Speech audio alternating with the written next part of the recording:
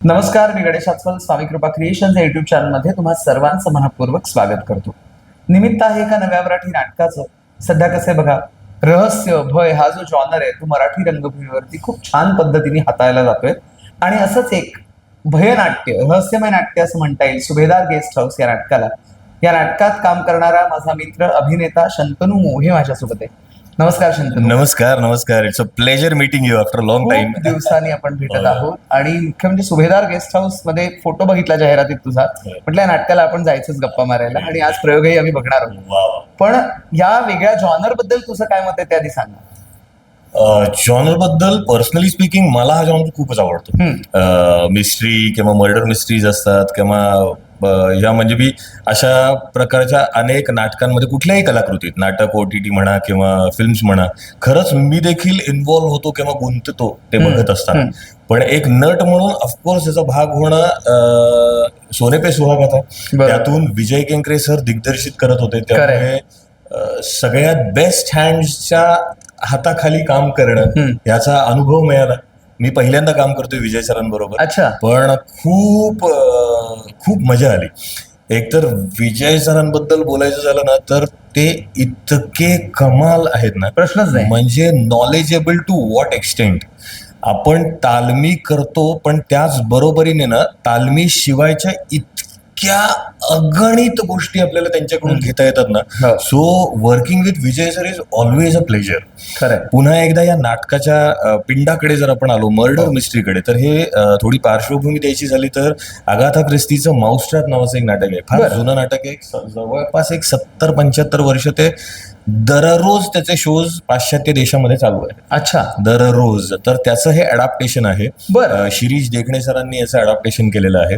आणि as we sed, ह्याच्यात मी इन्स्पेक्टरची भूमिका करतो. त्यामुळे थोडक्यात एक खून होतो या नाटकामध्ये आणि त्या अनुषंगानं इंट्रोगेशन सुरू होतं. सुभेदार गेस्ट हाऊस नावाचं एक गेस्ट हाऊस आहे जिथे अनेक वेगवेगळ्या ठिकाणहून गेस्ट आलेले आहेत, लोक येत आहेत आणि ते राहायला आहेत.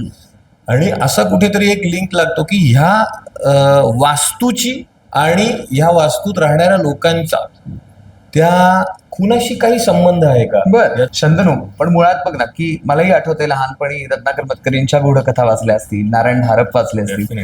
तू कोणत्या साहित्यकृतींनी किंवा कोणत्या कलाकाराच्या अशा जॉनरच्या कथा वाचून प्रभावित झालायस?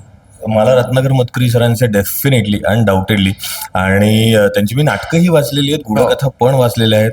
दुसरा एक अँगल त्याचा म्हणजे बाबांनी, श्रीकांत मोघे यांनी रत्नाकर मतकरींची नाटकं केलेली आहेत, त्यामुळे त्यांचा दोघांचाही खूप घनिष्ठ संबंध होता.